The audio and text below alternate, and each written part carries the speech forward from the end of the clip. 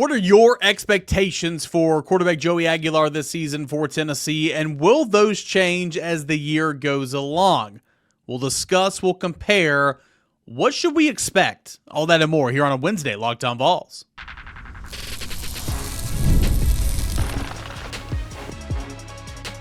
You are Locked On Vols, your daily podcast on the Tennessee Volunteers. Part of the Locked On Podcast Network, your team every day. Good Wednesday, everybody. Welcome into Locked On Vols, your home for Tennessee football news and entertainment. Weekday mornings when you wake up, free and available wherever you get your podcasts. Today's episode is brought to you in part by our friends over at Gametime, where you can download the Gametime app, create an account, put in the promo code LOCKEDONCollege for $20 off your first purchase.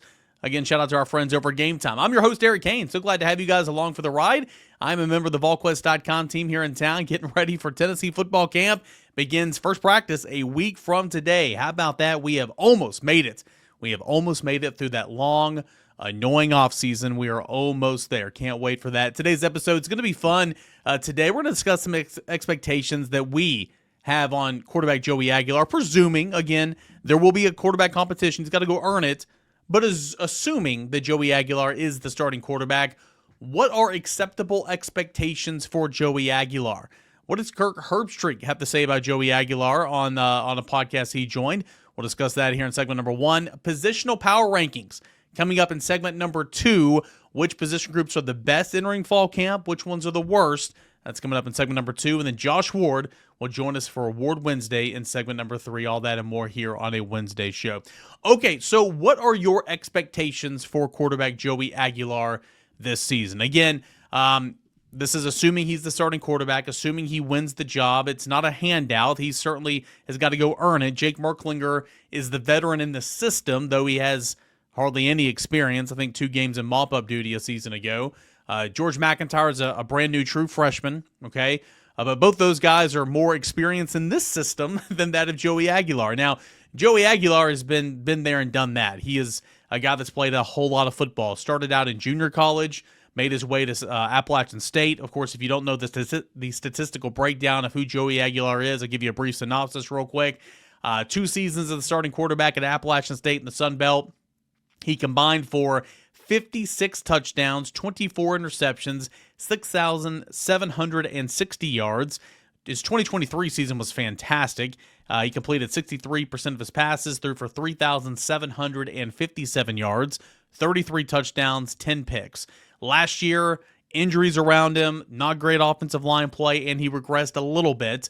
Still threw for, 23 touchdowns, 14 interceptions, a little bit alarming. Only completed 55% of his passes. So that's not great, obviously, but if you combine it all there, man, he had a really good year, a really good career, 2-year starter for Appalachian State, holds numerous offensive program records, does Joey Aguilar. Transfers from Appalachian State back home to California, going to go to UCLA, okay? And then Nico enters the portal. Nico transfers to UCLA. Joey Aguilar is like, well, I'm not going to stay here anymore. I'll just go take Nico's spot at Tennessee, and that's kind of where we are right now. So that is Joey Aguilar. Again, we've talked about all offseason. The turnover is a bit of an issue. The completion percentage last year is a bit of an issue. I hear all that. But how quarterbacks, Hendon Hooker, Joe Milton, Nico, predominantly protect the football in this scheme. Josh Heupel puts you in position to perform well at the quarterback position. So that's what Joey Aguilar has done in his collegiate career, acknowledging the Sun Belt very much different from the Southeastern Conference. Let's compare that to what Nico Iamaleava did last year. So Nico Iamaleava last year is the first-year starting quarterback for Tennessee. Started all 13 games, okay? He averaged just over 200 yards passing in SEC games. He threw for 2,616 yards. In a down year last year, again, Sun Belt, Joey Aguilar still threw for over 3,000 yards. But Nico last year threw for 2,616 yards, 19 touchdowns, 5 interceptions. He completed 63.8% of his passes. So can Joey Aguilar throw more than 19 touchdown passes? I think so. Can Joey Aguilar throw around 5 interceptions? Probably going to be more than that, okay? I'm not trying to, fool's gold here, okay? 24 picks in 2 years. You hope that's cut down, but probably going to throw more than 5 picks. You just hope that it's not an excessive amount, right? But can he throw more than 19 touchdowns? I think so. Can he throw for more than 2,616 yards? I think so. Can he complete somewhere around 63% of his passes? Well, when all things were going great in 2023, that's exactly where he completed his passes. 63.7% last year, took a nosedive again, didn't have a lot of help around him at 55.9%. So it's easy to play, well, would you rather have this guy or this guy? X quarterback does this, X quarterback does this, which quarterback's better? I mean, we can, compare stats, and we have a lot of the offseason. But again, I know it's more complicated than this, but I've kind of been beating this drum all offseason that if you run the football effectively, which Tennessee will run the football effectively because it has all 4 years under Josh Heupel, you play sound defense, you protect the football at the quarterback position, the way the schedule lines up, go grab you a marquee win, right? Beat Georgia at home in week 3. Go on the road and beat either Alabama or Florida. Maybe that marquee win turns into Oklahoma at home in the month of November. You got to have a marquee win. But there's no reason to believe that Joey Aguilar can't do what Nico Iamaleava did last year. When Iamaleava, he made a couple of big throws. I'm not trying to take that away from him. Alabama, a couple other times, but more of a game manager from a stat perspective. Can Joey Aguilar, stat-wise, be at least a game manager? I think so. It's the turnovers. The turnovers are key here. Can you limit those? Josh Heupel's quarterbacks throughout his career have limited turning over the football and throwing interceptions. Can Joey Aguilar, if the starting quarterback, succeed in that? We'll see. I think, again, history tells you that he can under Josh Heupel. So I kind of wanted to play that game a little bit. What are the expectations? Is the expectations what Nico's stat line was last year? Should he exceed Nico's stat line? Should he be around Nico's stat line? Should you not expect as much of what Nico did? Again, remember, Joey Aguilar got here in May. He's learning the system on the fly, learning his teammates on the fly. It might take him a little while to get going, in the season. Remember, Georgia's week 3. So it all kind of comes down to how you view this and what you think is acceptable or not, or I guess obtainable or not.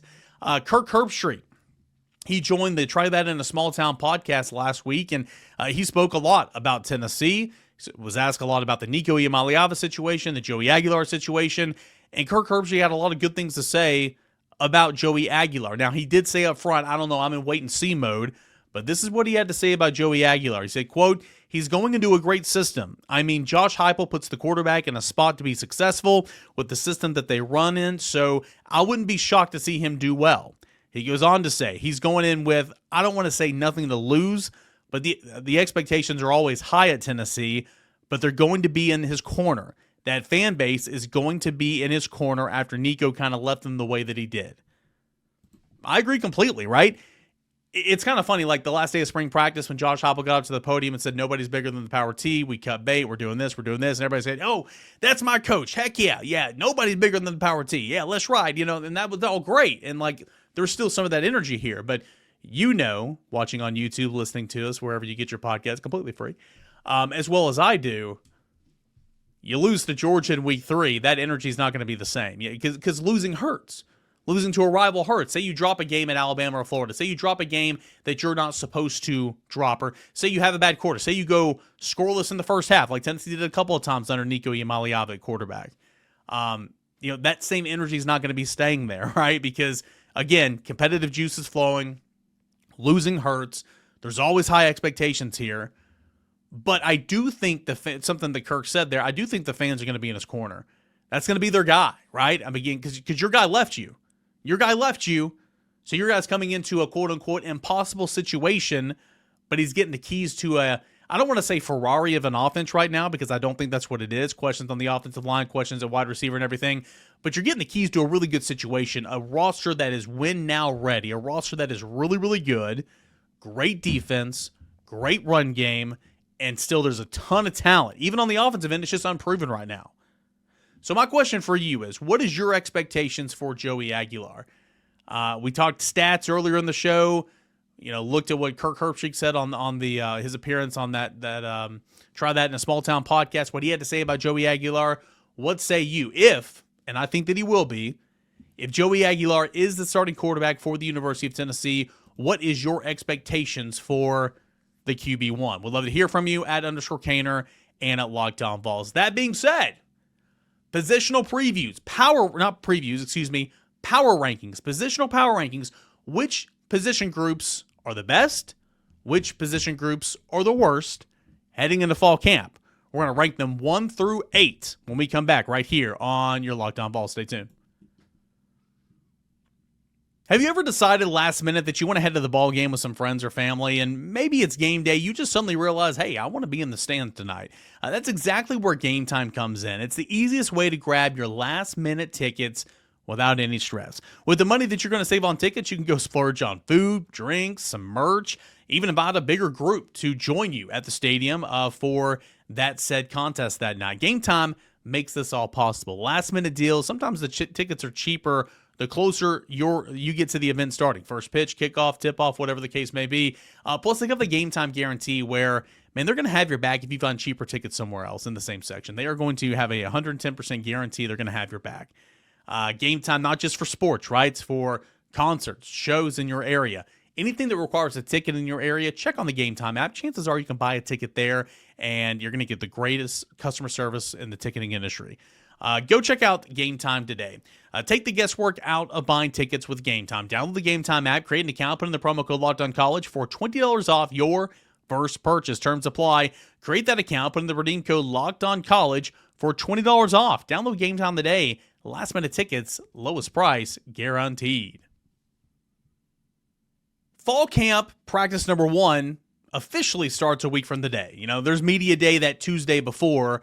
So we're going to get over there. We're going to hear from the players, hear from the coordinators, hear from Josh Heupel and all that, kind of kick you off into the start of fall camp. But the first actual practice is a week from the day. So I thought it'd be cool here on Locked On Vols to kind of go through a positional power rankings. Which position groups are the best on the team right now heading into fall camp? Which ones are the worst? There's going to be a theme here. A lot of defense towards the top. A lot of offense there towards the bottom. And again, a lot of this is unproven, okay? There's just a lot of unknowns, and that's okay. But I thought we could revisit this power rankings list maybe midway through the year. Certainly at the end of the year we'll do it because I do this every single December at the end of the regular season. But here's my power rankings for Tennessee football heading into fall camp 2025. Number 8, I didn't do special teams. Tennessee will return its starting kicker and punter. A lot of options in the return game, new long snapper. I didn't do special teams. So this is position groups 1 through 8.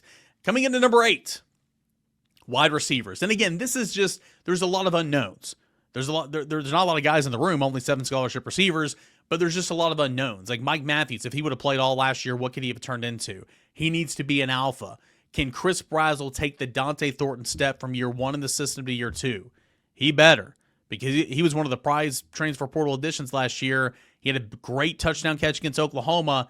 Didn't do an awful lot his first year with Tennessee. He has got to step up. Can Braylon Staley stay healthy all year long? The slot position in Tennessee's offense has proven to be productive, to be boom for Tennessee in 3 of the 4 years under Josh Heupel. So I like the collection of talent. I love the 2 freshmen, Darius Jackson, Travis Smith. They're going to play.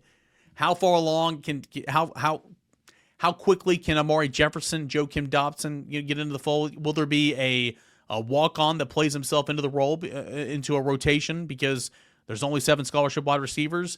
So I don't know, but I like the makeup of the room, just not a lot of numbers and a lot of unknowns, not a lot of experience, not a lot of proven experience in that room. So that's why receivers are ranking last for me. Wide receivers that need a bounce back in a massive way, need a bounce back because last year wasn't good enough. Wasn't good enough last year. Wide receivers coming in at number 8. Number 7 is going to be quarterbacks. We just talked a ton about Joey Aguilar. Jake Merklinger has the most experience in the system, albeit not a whole lot of game day experience. George McIntyre is brand new. I think, obviously this is the biggest storyline for Tennessee football, the biggest question for Tennessee football. But quarterbacks come in there at number 7 for me, coming up just ahead of wide receivers because at least Joey Aguilar has got a ton of experience. Not in the SEC, but he's got a ton of experience. That wide receiver room doesn't have hardly any experience outside of Chris Brazzell. Number 6 is going to be linebackers. I'm high on Tennessee's linebackers. I am.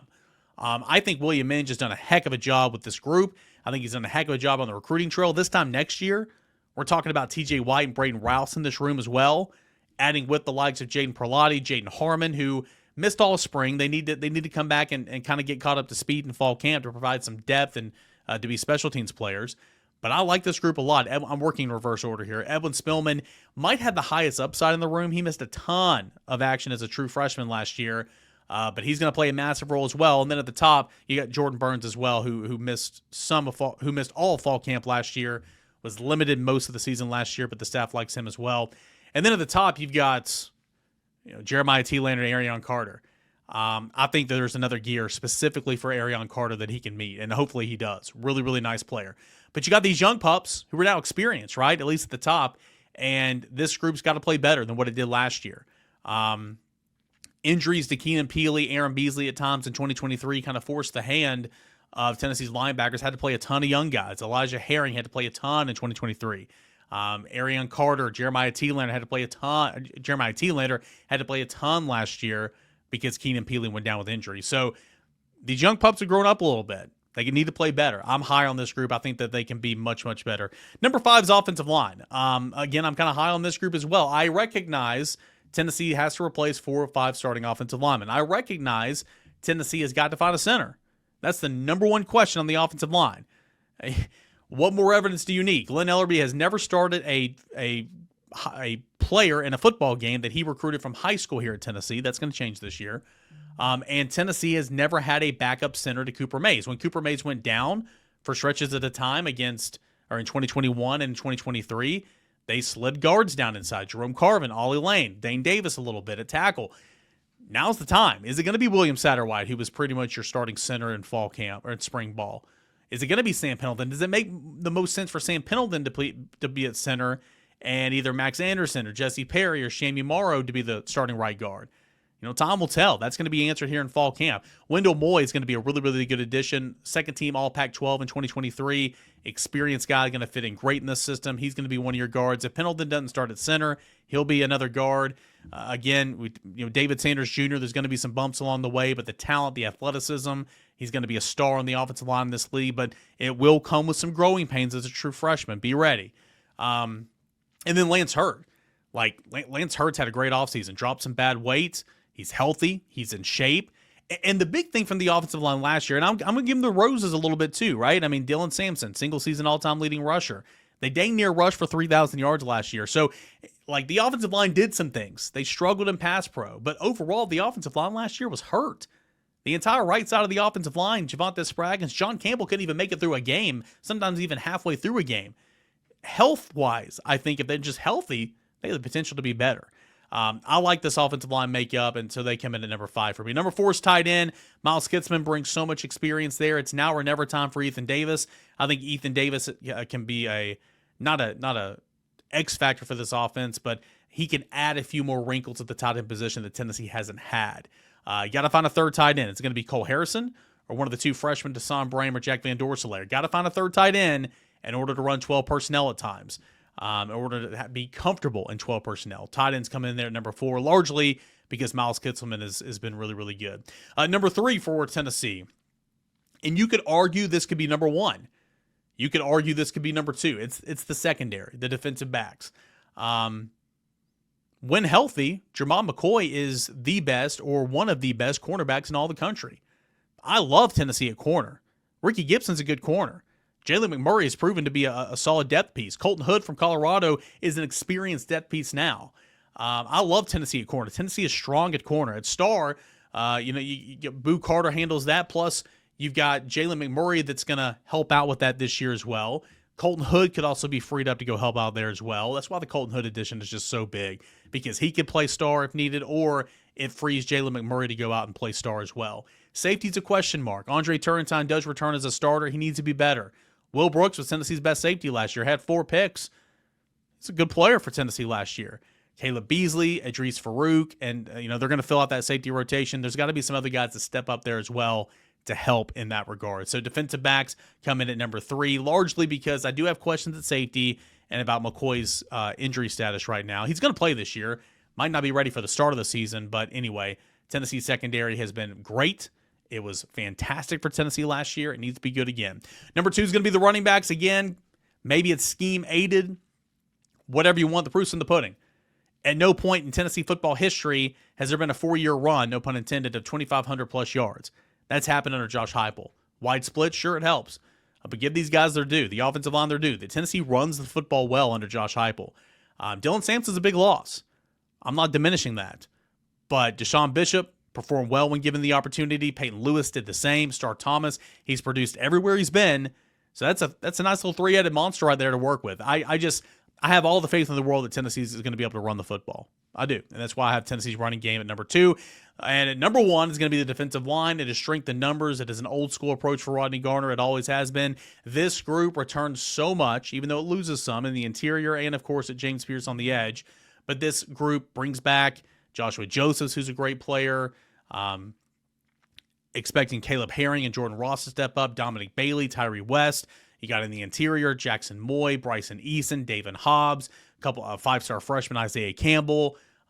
Ethan Utley's going to play in there. I like this defensive line group. And the past 4 years, or under Josh Heupel, the defensive line or under Rodney Garner, I should say, this defensive line has produced 3 seasons of 100-plus TFLs.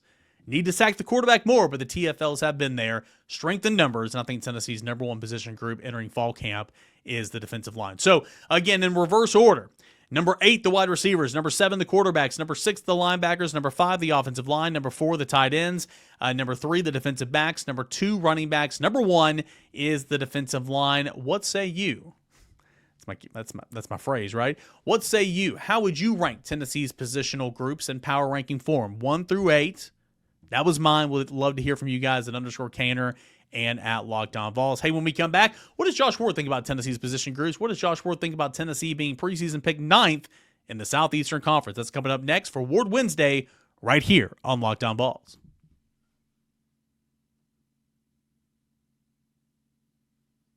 Josh Ward SEC Media Days wrapped up last week. Tennessee predicted to finish 9th in the conference. Your overall thoughts? Is that too high, too low, or just about right for Josh Heupel's club?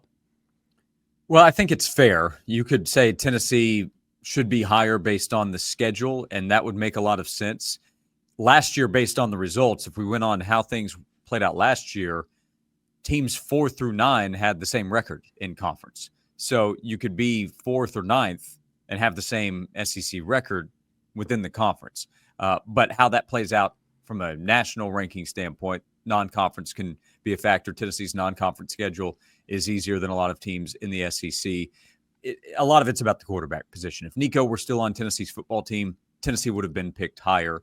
And I think a lot of people are looking at the quarterback position being an unknown, the players around the quarterback being an unknown. When you look at the all-SEC teams, there's no offensive representation to get people hyped up looking at Tennessee. And then again, you come back to quarterback when Lenore Sellers is the top guy in the SEC according to the voters. Well, they're probably going to be more favorable to South Carolina as a team. And there's some other teams where that can apply. I was a little surprised Oklahoma was where it was because Mateer's gotten some attention, but their schedule is so tough that probably knocked them back. So you can make a case for Tennessee to be higher, but I understood why the voters had Tennessee at 9. I thought Tennessee would have a chance to be 10 or 11 when the vote came out.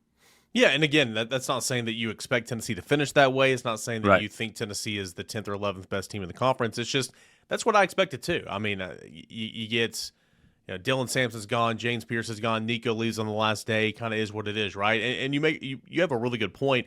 You look at those teams 5 through 10. And Tennessee's the only one that doesn't have a direction at quarterback. South Carolina, Lenore Sellers there at number 5.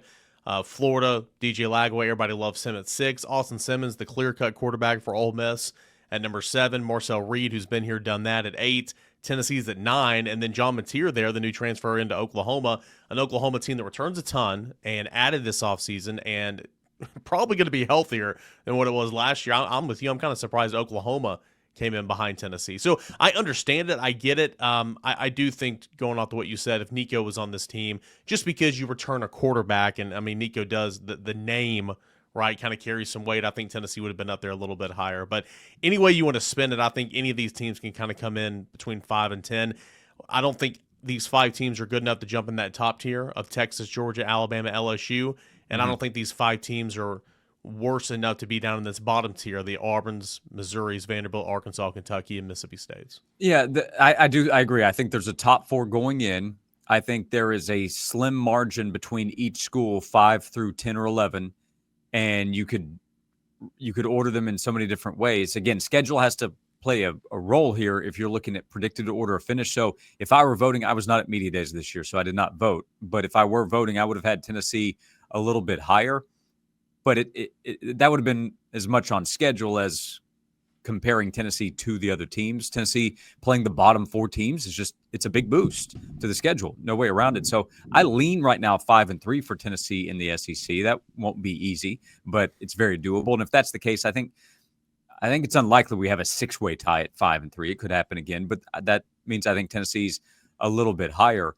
But those teams are all very comparable going in. Oklahoma's schedule is a lot tougher. Florida's schedule is a lot tougher. That's something that the Gators and the Sooners are going to have to overcome. Tennessee's schedule is more favorable. That will give the Vols a chance to beat out these preseason expectations, which are lower now.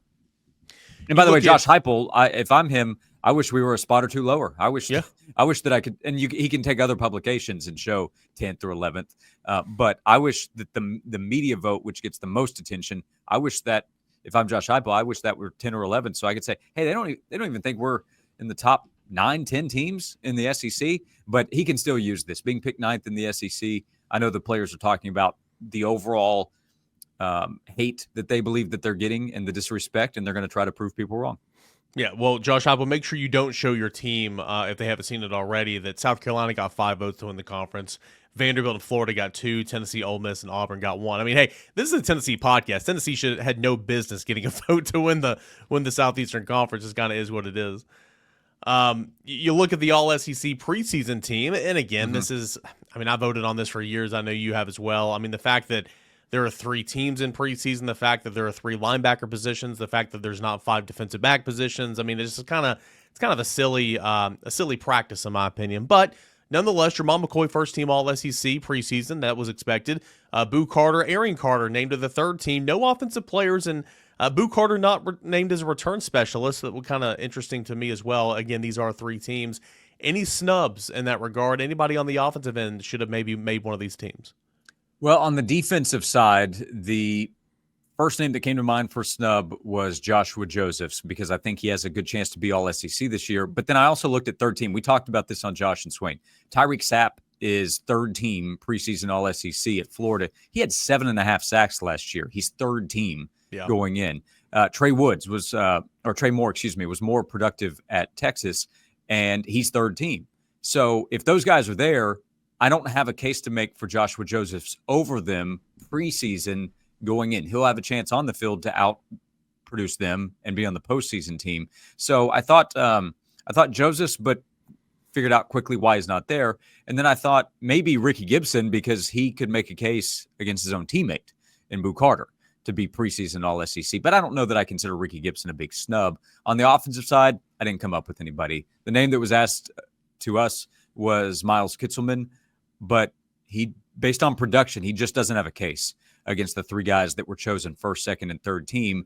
And then everywhere else is so unproven. I've seen a little Lance Hurd talk, but again, he's got to go show it. So that would be more based on projecting him to make a jump, and he can show that on the field and then maybe be on a postseason team. So I don't think there were any offensive snubs. Defensively, you can make a case for some guys, but those cases are pretty tough. I, for one, am shocked that DJ Lagway was not one of the 3 quarterbacks, because, the Florida quarterback that threw 9 interceptions last year and led the 67th ranked offense in the country was all over the national boards this offseason, being a top 5 quarterback. I say all these things in jest. I think he's a baller. I think he's a good player, but I am kind of surprised the voters didn't put DJ Lagway as one of the 3 quarterbacks. I'm kind of surprised Lenora Sellers was number 1. I'm proud of the voters for having at least 3rd team for Arch Manning. I mean, goodness gracious, let him earn it, right? I'm shocked Garrett Nussmeier was not 1st team. I think Garrett Nussmeier is the best returning quarterback in the league, and I don't think it's close. Yeah, I thought Nussmeier would be 1st team. I don't have an issue with the 3 guys chosen. My guess is that Lagway was hurt by at least enough question about his health. Yeah. And he said he's good to go, and we'll see this upcoming fall. If he's healthy, if he plays all 12 games and he plays all the way through the season, I think he has a great chance to be an All-SEC quarterback by the end of the season. I'm a huge buyer in his talent. My biggest question is his health. Can he hold up? And how much was he dealing with to not go out there full speed during the spring? But the Arch story it's one where everybody's going to be curious to see how he does. The hype, I think, got a little bit out of control because of what Paul Feinbaum said, comparing him to Tim Tebow. My bigger issue was not the comparison to Tebow. It was jumping past Joe Burrow and Cam Newton with what they did to just go back to Tim Tebow as the best since then. So that's a side topic. But even Arch said, look, I don't know how people come up with this. I have to go prove it myself. Ton of respect for how he handled it and what he said. No surprise either. So I'm with you. I would have gone Nussmeier first team going in. Sellers, the way he finished, the highlights that everybody has probably seen over the last couple of months against Clemson, that played a big role in him being first team All-SEC. If you were going to have a power ranking system for Tennessee football, the position-wise, entering fall camp, what are your top 3 in the power rankings? Top 3 position groups? Yes. I would probably go defensive line, then defensive backfield, 1, 2. It's close. I've seen differing opinions compared to the rest of the SEC, but it's close. So I'd go D-line, partly based on benefit of the doubt with Rodney Garner, more trust in the depth, and still some high-end guys like Bryson Eason and Joshua Josephs and some others that at least have all-SEC potential. So I'd go D-line, then I would go defensive backfield. Third, I'm probably choosing between running backs and, from a potential standpoint, linebackers. It's not quarterbacks. It's not wide receivers. It's not the O-line yet. So I'd probably go running backs third. Yeah, I think when you get into the third, spot in that rankings, I'm with you. I'd probably go running back. And sorry to interrupt my own thought there. How do you do tight ends only? Do you do tight ends with wide receivers? Tight ends only. If it's just tight ends only, let's see what Ethan Davis does. But because Kitzelman, I do have high hopes for him, and I think he's so important to this team. I'd probably go tight ends than running backs. So tight ends third. I could see that. Tight ends makes some sense because of the way Miles Kitzelman carries. Ethan Davis, it's been now or never, like every single year. Sure. And like he's got so much athletic ability. I mean, if it can hit, boy, it's going to be good. And we're projecting with him just like we are with Peyton Lewis or Deshaun Bishop in bigger roles. Yeah. And, just like Brent Hubson on the VolQuest podcast earlier this week, I thought it was a great point. And, I mean, it is football 101. Like, it's harder to take a guy who's a perimeter player and teach him inside stuff, like a big wide receiver, teach him inline blocking stuff. Whereas for Jack Van Dorselaer, he's been on the defensive line, his entire career, where now he's playing tight end at Tennessee. So it's a little bit easier transition. But that's a good one. I thought upside offensive line can certainly be there, but I still have too many questions about him right now. Can David Sanders hold up all year long as a true freshman? Who's going to play center? Linebackers is a good one because I think the potential, I'm so high on that room. A lot of unproven guys in that room, but I think the potential is certainly there. I think William Inge has done a fantastic job. So fall camp getting going a week from today. How about that? And we can catch up all the updates and more right here on Locked On Vols, but also with you and VFL Jason Swain every weekday noon to 3 on 99.1 The Sports Animal. What do you guys got coming up between now and fall camp? Yeah, a lot of football. We can start to smell it, taste it, feel it coming. So we've been counting down. I've been removing weekends. We do Josh and Swain math, and when I say we, I mean me. Swain doesn't take part, but I'm trying to remove some days to get fans closer to the start of the season. So it's mostly football. Still talking Tennessee basketball. We're talking big picture stuff with SEC decisions that may never be made with scheduling and the playoff and all those things. But it's football, 12 to 3, Monday through Friday, live, or if you want to listen on demand, plus some YouTube action. Josh, as always, man, thanks so much. Thanks, Eric. That is Josh Ward. We call it Ward Wednesday right here on Locked On Vols every single Wednesday. Again, Josh Ward, the former host of Locked On Vols way back when, and the current host of Josh and Swain, 99.1 The Sports Animal.